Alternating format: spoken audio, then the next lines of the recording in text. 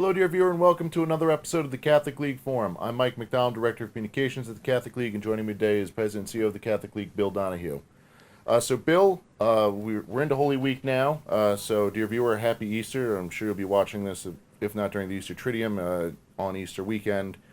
So we made it through our yearly sojourning through Lent, and now Holy Week is upon us. And this week, you had a couple of good pieces out there, reflecting on how, unfortunately, in today's day and age, religion is under attack. And I think it's a good thing for us to keep in mind Holy Week, Easter, to keep in mind how the religion, the Catholic Church, is under siege.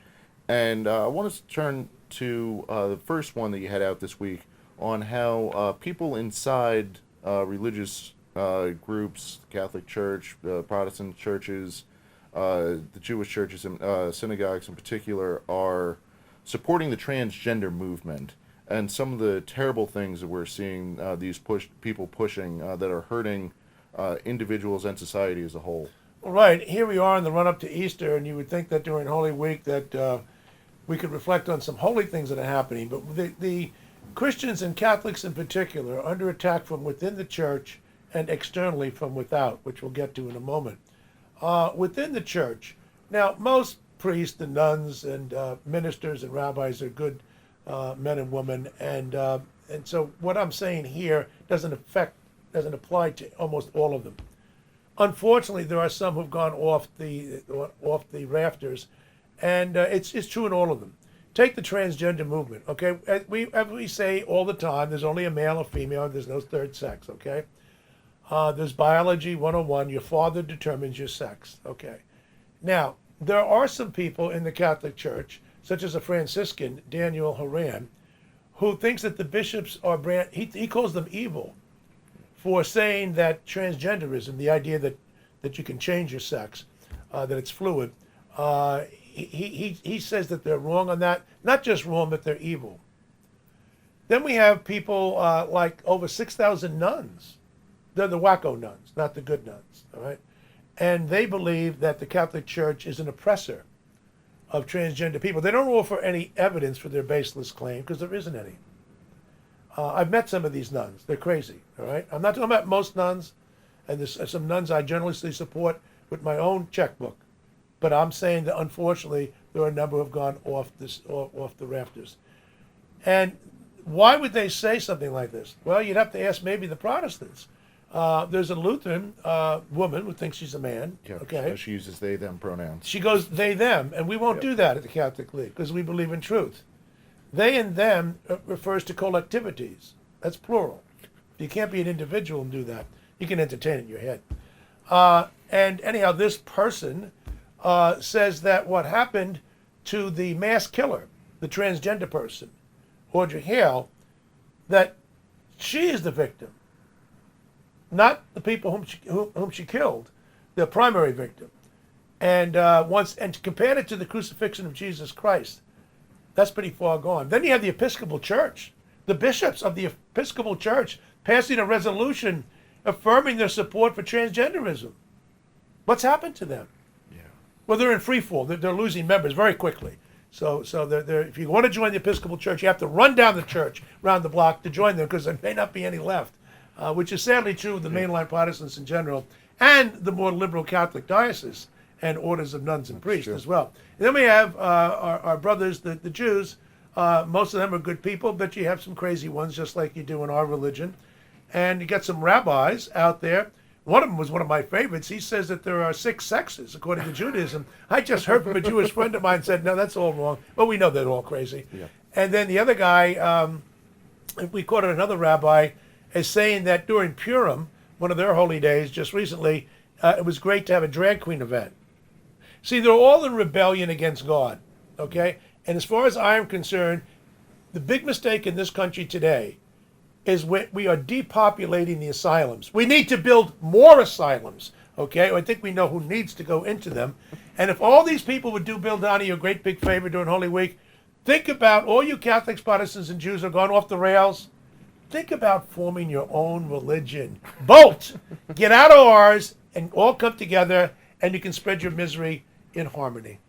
Well, That's my message. That would make things a lot easier and a lot Certainly would. holier. But Bill, as you mentioned, the attacks are not just coming. We're not just getting stabbed in the back by some people within our ranks. Unfortunately, we've seen across the world just vicious attacks, particularly on Catholics. The State Department, they just released their list of countries that aren't good on religious liberty. It's a lot of the usual suspects that you expect that have less than stellar, shall we say, human rights records. Communist and Muslim run. Right. Bad dictatorships that don't respect any right. They also aren't going to respect religious rights. But I think more disturbingly, as you point out, in Canada, there's been a massive increase on attacks against Catholics because of... They've never seen anything like it in Canada. Never like it, and it's mostly, from those trumped-up charges on somehow the Catholic churches in Canada were mean to the indigenous children. But you're also seeing rampant secularists in Europe as well attacking Catholic churches, rampant increases there. And it does seem to be, at least tangentially connected to this transgenderism, which thrives in secularism. All these things seem to be connected. Can you tell us a little bit more? Yeah, I mean, the State Department named 12 nations, mostly communist or Muslim run, where they're oppressing people. Now, the Muslims, the radical Muslims here, they're pretty much equal opportunity bigots. They'll just oppress everybody, and if you try to convert, they'll kill you. But in the cases of the communist countries, theirs is a different kind of calling, so to speak, but they'll also oppress people. But in the communist countries, they typically go after Catholics more than they do anybody else. Now, in Europe, a great big report came out. They said over 500 hate crimes, 4 people dead here in the last year or so. Churches being burned to the ground, hosts being stolen. In the United States, the bishops put out a statement, and others, that over 300 Catholic churches have been ransacked in one way or another in the last year or so. So there's an attack going on. The transgender people, Antifa, which is they say they're anti-fascist. They are the ultimate fascist organization. And now these cowards, these cowardly men and women who cover their face and go in black. I want to see your face, all right? I want to see your face. But they're cowards. And so they're out there joining the pro-abortion and the transgender movement. So evil will follow evil on that. So yeah, it's open season on Catholics. Some of it's violent. Others just simply denying your right, vandalism and the like. And then, of course, we have the nuts, as we talked about before, who think that the Catholic Church is an oppressor and the Jews are oppressors and Protestants are oppressors because we don't accept the idea that a man can become a woman and vice versa. So we live in very strange and very sick times. And the best antidote to untruth is truth. Yeah. We're being told falsehoods from the elite. It's just not coming from the guy in the street. It's coming from the elites in our society are selling these pernicious falsehoods. And what we have to do is to tell the truth. Absolutely. And, that's something very important to keep in mind as we're looking at Easter this weekend. We got to be rooted in truth. But Bill, before we wrap things up, I think you have a big announcement that you'd like to just sort of tease for our dear viewer. Yes, I'm just going to tease it. On April the 18th, Sophia Institute Press, Crisis Publications is a part of it, will publish my 10th book, War on Virtue, How the Ruling Class is Killing the American Dream. We're going to have a number of different forum opportunities to discuss the book here over the next couple of weeks. While it's not being published until April 18th, Amazon has it now and is selling the book. So you can get it rather inexpensively from Amazon now. And we're going to be pushing it closer to the official date to roll out on April the 18th. It's a book which really does talk about what's wrong with America today from a Catholic perspective, and it covers an awful lot of ground, very contemporary kinds of things. And anybody who's familiar with the Catholic League's work, believe me, you won't be disappointed. If you don't have virtue, you're finished as a society. It's absolutely true.